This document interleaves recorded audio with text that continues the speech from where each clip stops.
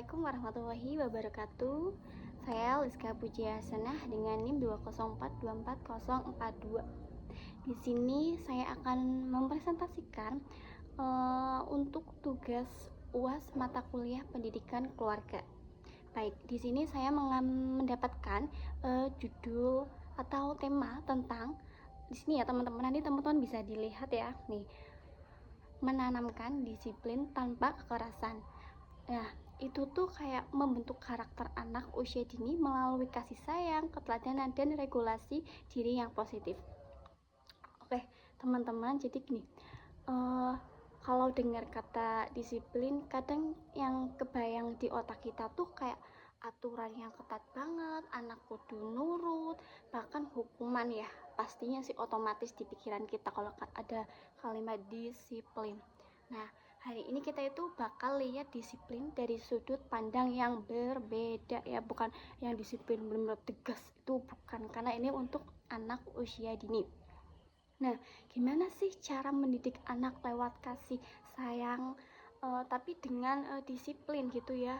Dengan disiplinnya itu dengan kasih sayang yang benar, dikasih contoh nyata, dan membantu mereka mengontrol emosi sendiri tanpa perlu pakai urat ya. Pokoknya kayak disiplinnya itu nggak perlu pakai kekerasan gitu. Biasanya kan kayak apalagi di negara kita ya, Indonesia, kata disiplin itu pasti kayak wah, disiplin itu harus pakai kekerasan, harus pakai tegas, harus pakai ucapan-ucapan yang benar-benar biar anak itu nurut. Tapi kalau hari ini kita akan membahas disiplin itu dengan cara yang positif ya, yang enggak nono kekerasan. Oke, kita lanjut ya, slide kedua. Nah, ini slide kedua, yaitu memahami disiplin positif bukan tentang menuntut kepatuhan buta dengan kekerasan, melainkan mengajari anak cara regulasi diri dan memahami batasan-batasan sosial yang sehat. Oke, jadi gini teman-teman ya, lebih jauh lagi membahas tentang apa itu disiplin tanpa kekerasan bla bla bla, saya akan menjelaskan mungkin basic-basicnya dulu. Nah, gampangnya disiplin positif itu bukan cara buat kita agar anak itu nurut sama kita.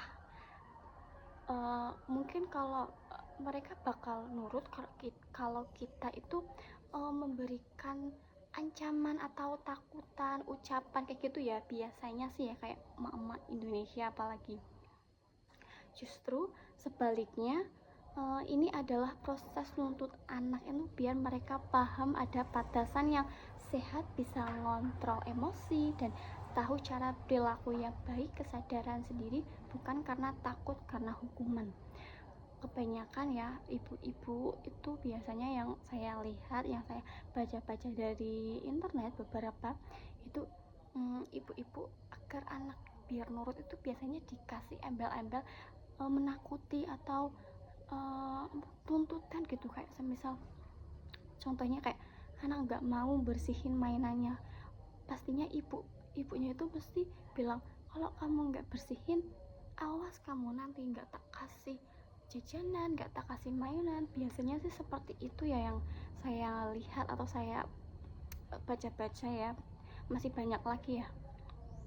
Nah, di sini kita itu bakal belajar memahami disiplin positif. Nah, kalau semisal yang kita berikan itu ancaman atau nakut-nakuti anak, takutnya nanti akan keterbiasaan gitu ya. Kita harus biarnya agar anak nurut atau bisa disiplin ya, itu kita harus memberikan ancaman dulu, nakut-nakutin dulu. Itu kan nggak mungkin selama-lamanya ya buat anak, apalagi di masa anak yang lagi berkembangnya ya. Otomatis kita mungkin jangan terlalu memberikan embel-embel menakut-nakuti anak agar anak itu nurut. Slide selanjutnya bisa dibaca ya teman-teman, disiplin dini itu penting. Nah, ini angka 75% perkembangan otak manusia. Teman-teman, 75% tahu nggak apa itu? Nah, faktanya sampai anak umur 5 tahun sekitar 75% kapasitas otak emosional mereka itu lagi berkembang cepat-cepatnya. eh, ini tuh benar-benar masa emas sekaligus masa paling sensitif. Nah, cara kita merespon mereka di fase ini tuh bakal jadi cetakan biru atau patokan gimana mereka ngadepin stres dan emosi pas gedenya nanti. Jadi kalau kita keseringan merespon kesalahan mereka pakai bentakan, nggak bisa kita nggak bisa gimana ya, kita kan namanya juga manusia, apalagi perempuan kayak saya sendiri juga kayak emosinya tuh belum stabil, apalagi kalau udah menjadi ibu-ibu itu bener-bener kayak menguras emosi banget sih. Kayak semisal jadi tuh kayak semisal anak tuh kayak diberi apa ya, kayak kita kita apa namanya, kita marah-marahi tapi pakai cara halus, itu anak itu suka menye-menye. Tapi kalau semisal kita bikin marah-marah yang bla bla bla bla, itu buat anak trauma. Kadang itu kita sebagai ibu itu kadang juga bingung ya harus memberikannya gimana. Tapi menurut saya ibu-ibu seperti ibu-ibu tuh punya cara tersendiri untuk memberikan kasih sayang kepada anaknya. Yang penting itu ada batasannya, tidak boleh memakai kekerasan, apalagi kayak kekerasan jiwit, dicubit aja itu udah bikin anak trauma, apalagi dicubit, dipukul, itu udah bakal mental anak benar-benar merusak nanti ke depannya. Nah, cara kita merespon mereka di fase ini tuh bakal jadi cetakan biru atau patokan gimana mereka ngadepin stres dan emosi pas gedenya nanti. Jadi kalau kita keseringan merespon kesalahan mereka pakai bentakan, ancaman, atau bahkan main tangan, kita malah beresiko merusak sirkuit saraf emosi mereka dan ninggalin trauma yang menempel terus sampai dewasa. Yang saya jelaskan tadi, kayak semisal kita memberikan hukuman atau gimana ketika anak membuat kesalahan, ya kita cukup kayak kita ceramahi dengan baik. Semisal nggak, maksudnya masih anak, masih benar-benar nggak bisa kita selesaiin pakai ceramah gitu, mungkin kita bisa pakai mungkin nadanya agak tinggi tapi dengan benar-benar ucapan yang benar-benar tidak membuat anak itu trauma. Kebanyakan ya mungkin apalagi di Indonesia ya, di desa-desa itu kayak memberikan parenting VOC, bisa dibilang VOC ya, kayak yang sering dikeluar di TikTok, media sosial kayak Lek Damis itu ya, itu kan sering memberikan VOC kepada anaknya. Jadi dia itu sering ketika anaknya salah dia marah-marahin tapi dengan kata-kata yang benar, tidak maksudnya blablas itu enggak ya teman-teman. Nah, akhirnya anak itu tuh bakal manut loh, dia tuh ketika dimain sama ibunya dia kayak seketika kayak manut. Tapi kalau misal dikasih nada yang rendah-rendah, anak itu kayak dia ya minyi-minyi kayak apaan sih mama nggak jelas, dan dia akan melanjutkan kesalahannya tersebut. Tapi menurut saya semua ibu itu punya caranya masing-masing mendidik anaknya masing-masing, ya penting ada batasnya. Saya sendiri juga mungkin bakal gitu ya, kayak memberikan VOC tapi tidak menggunakan kekerasan, kayak ya omongan tapi ada batasnya, tidak sampai belabas, itu enggak ya. Nah, oke, kita slide selanjutnya ini. Nah, ini ada 3 pilar disiplin positif. Nah, pertama ini ada keteladanan. Anak-anak itu peniru ulang ya kan, mereka sering kali nggak dengerin apa yang kita omongin, tapi ngelihat dan niru yang apa yang kita lakuin. Jadi kalau kita mau anak tenang ya, kitanya dulu yang harus nunjukin sikap yang tenang gitu ya. Kadang mungkin kebanyakan kayak ibu-ibu tuh sering membuang sampah sembarangan di depan anak. Nah, itu otomatis bakal dicontoh pada anaknya. Walaupun itu menurut kayak hal sepele ya, tapi jadinya kayak oh ibu buang sampah itu sembarangan, nggak tempatnya. Walaupun hal-hal sepele itu bakal niru anak. Jadi dari orang tuanya sendiri juga perlu adanya kedisiplinan dulu sebelum kita mengajari anak kita gitu.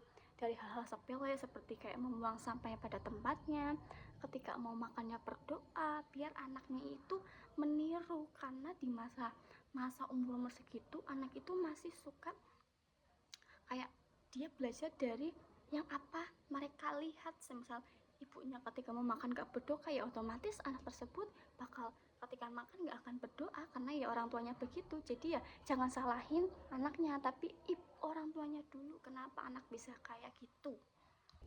Nah, kedua itu ada konsekuensi logis. Nah, kita bantu anak buat ngerti hubungan sebab akibat dari apa yang mereka laluin, dan bukan ngasih hukuman yang random. Jadi semisal anak ini sengaja nyenggol temennya yang mengakibatkan temennya itu jatuh. Nah, kita tuh jangan langsung ngasih hukuman bener-bener anak dikunci di kamar atau gimana yang hukumannya tuh di luar nalar itu. Nah, kita itu berikan kita bilangin, ceramahin gitu yang benar-benar ya, kayak kita bilangin, kamu itu bilangin gitu, kamu itu jangan nakal, jangan suka kayak gini-gini sama temennya. Nah, kamu tahu kan akibat dari perbuatan kamu teman kamu jatuh, kayak gitu loh. Bukan malah kita langsung marah-marahin anak kayak gitu, kayak kasih hukuman karena temennya jatuh karena dia gitu ya. Itu jangan kayak gitu. Kita berikan dulu, kita ngertiin anak gitu loh, kayak kamu tuh jangan nakal, jangan suka gangguin temenmu gitu. Jangan malah kasih hukuman langsung gitu ya, marah-marahin, maki-maki si anak itu jangan ya. Apalagi kan anak kecil ya, namanya juga anak kecil, otomatis dia masih kayak suka seperti itu.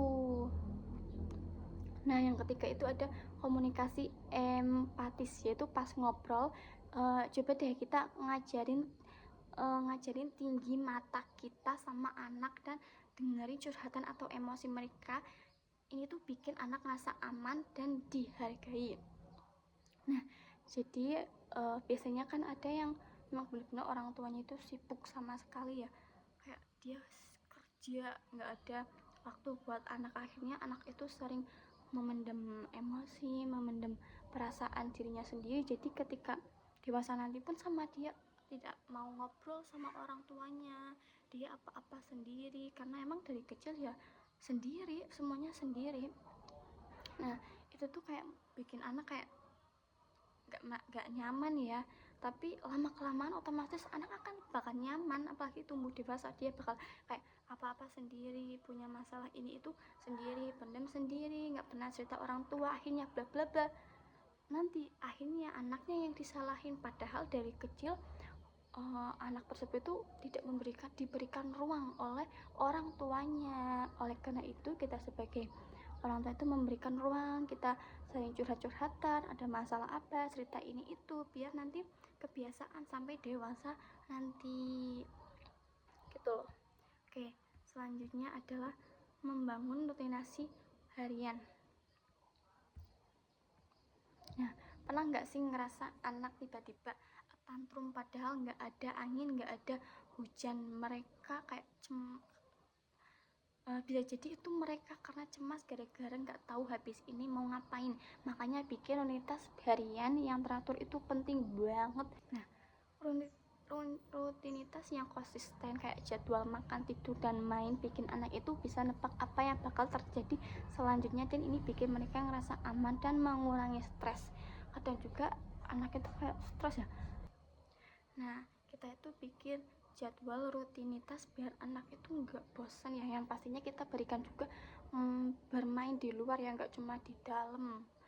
Kadang kan anak bosan juga ya mainnya di dalam, terus nggak ada temen, nggak ada ini. Kadang tapi kan kebanyakan kayak orang tua kan takut ya, kayak anak main di luar nanti melakukan hal-hal yang negatif gitu ya. Tapi kan nggak mungkin juga kita kita memberikan lingkungan itu di dalam terus, itu malah membuat anak stres, bosan gitu ya. Nah, oleh karena itu kita tuh buat jadwal rutinitas yang konsisten gitu, kayak misal biar anak ini nggak tantrum, kita memberikan jadwal tidur, kita jadwal makan itu jam berapa, tidurnya jam berapa, kita biarkan bermain itu jam berapa, biar teratur ya, biar anaknya itu gak gampang tantrum gitu ya.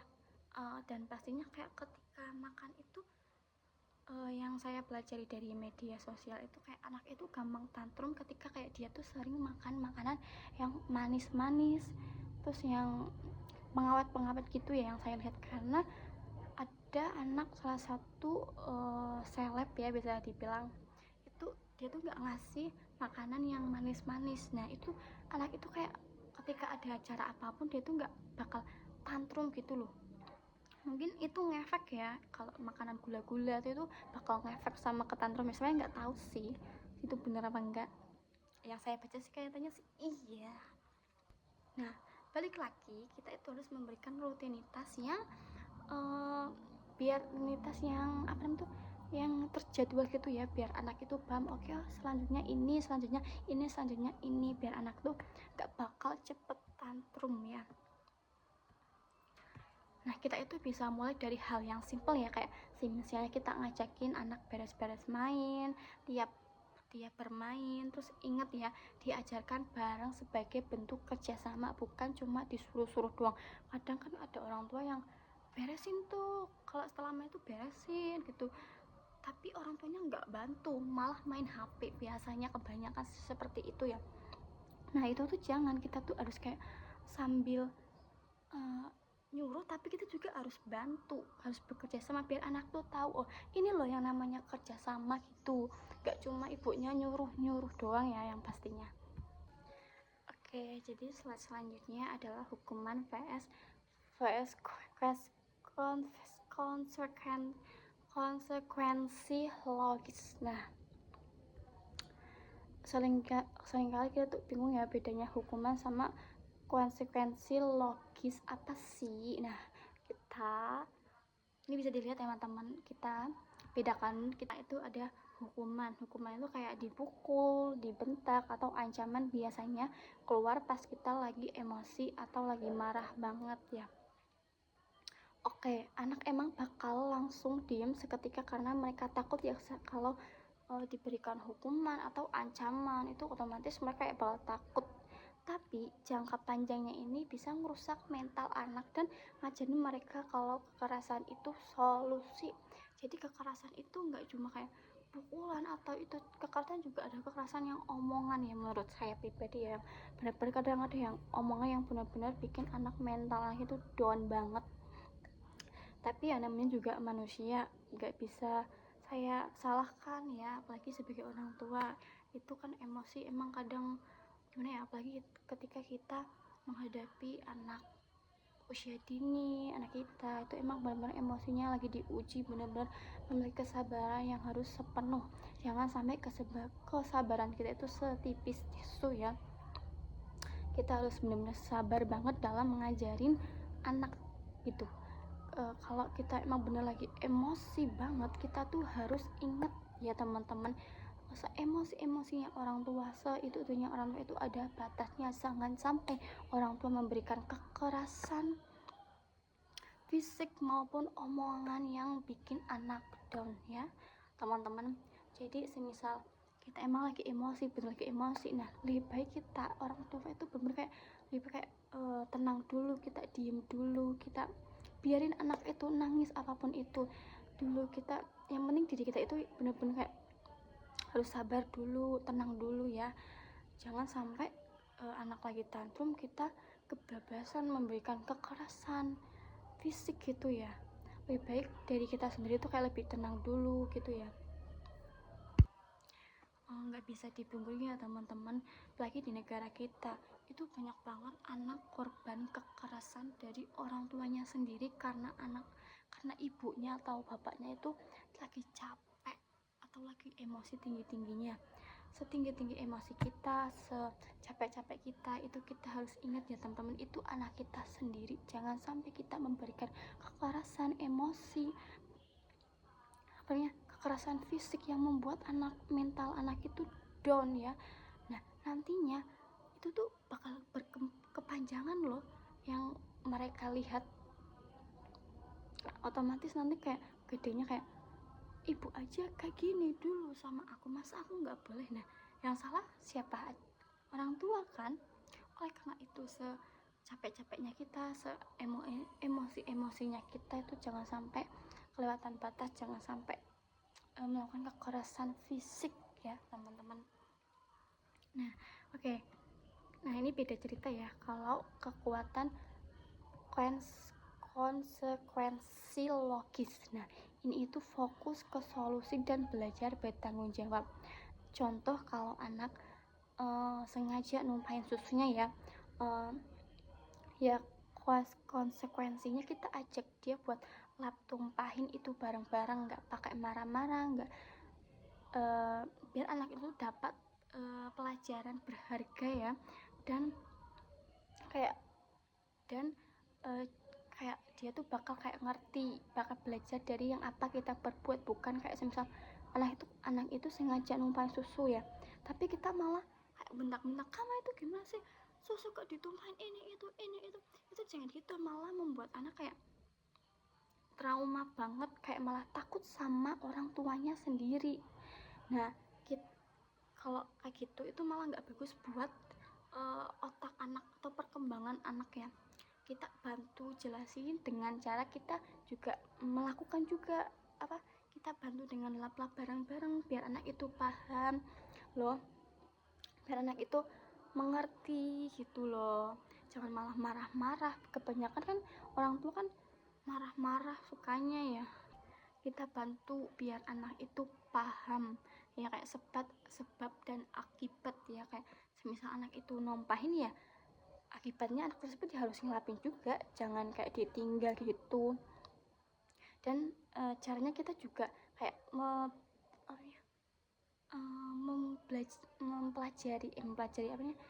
mengajari anak juga dengan benar, kayak lap yang benar tuh seperti ini. Kalau misalnya nggak sengaja numpahin susu ya kita harus lap, jangan malah orang tuanya marah-marah, bentak-bentak, kamu ini itu tuh jangan, malah bikin anak kayak down dan otomatis bakal takut berbuat apa-apa kepada orang tuanya. Nah slide selanjutnya adalah mengelola emosi orang tua. Nah bisa dilihat teman-teman. Nah, ini dibaca, tenang dahulu sebelum merespon. Respon spontan saat emosi sedang meluapkan kerap berujung pada kekerasan verbal maupun fisik. Sangat penting bagi orang tua untuk mengenali batas toleransi emosi diri. Mengambil jeda nafas sedalam-dalam beberapa detik membantu meredakan ketegangan fisik Anda. Ingatlah bahwa mendisiplinkan anak adalah proses edukasi, bukan ajang pelampiasan marah.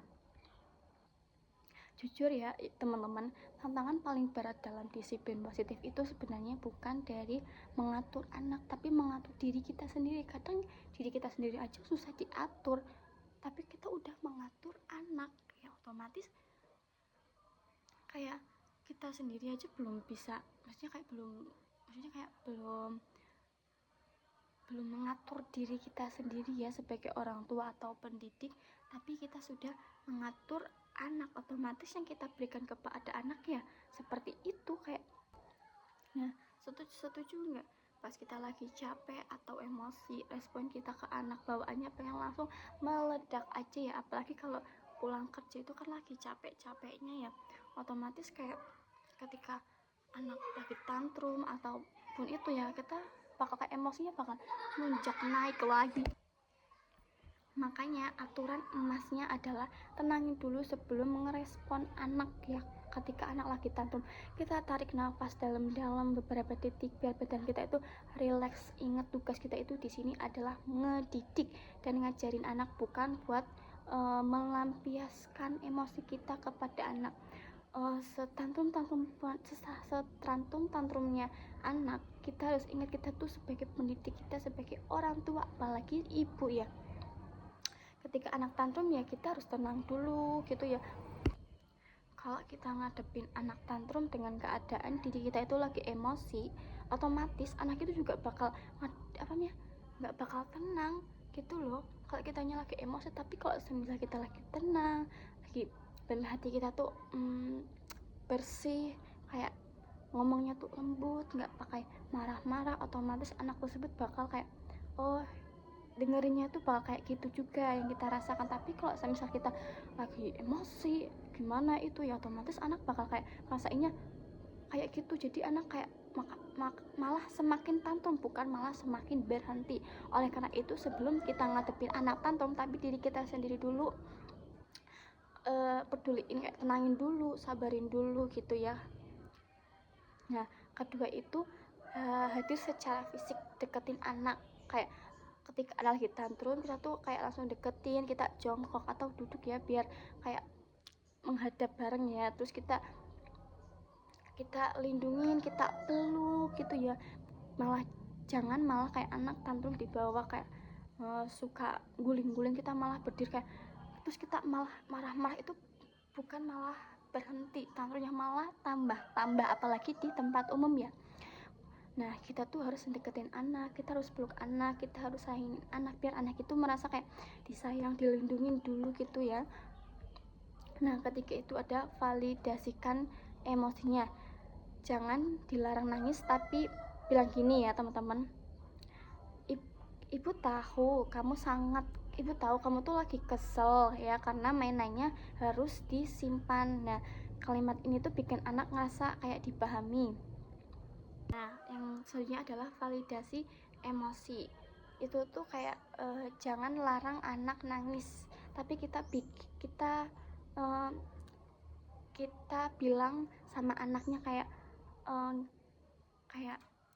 ibu tahu kamu kecewa karena mainannya hilang, tapi yang namanya mainan itu bisa dibeli, nggak apa-apa, nggak perlu nangis-nangis terus. Kalau mau nangis nggak apa-apa, tapi ada batasnya, karena itu bakal mengganggu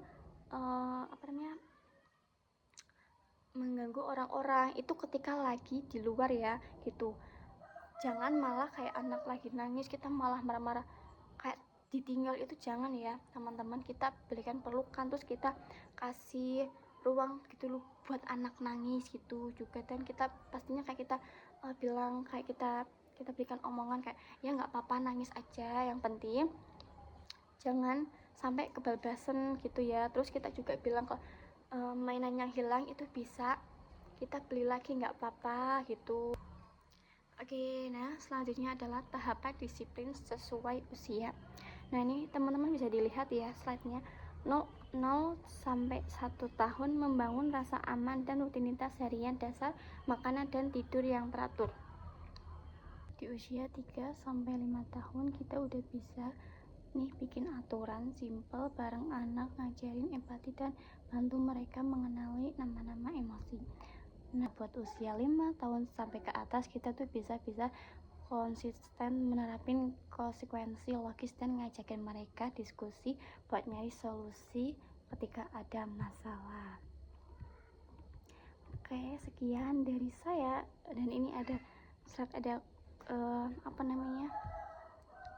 kutipan dari Pamoyon, yaitu anak-anak membutuhkan bimbingan penuh kasih sayang justru ketika mereka terlihat paling tidak layak untuk mendapatkannya. Oke, sekian dari saya. Mohon maaf bila ada kalimat yang kurang jelas dan kurang paham atau tidak nyambung dalam presentasi ini. Mohon maaf sebesar-besarnya. Sekian dari saya. Wassalamualaikum warahmatullahi wabarakatuh.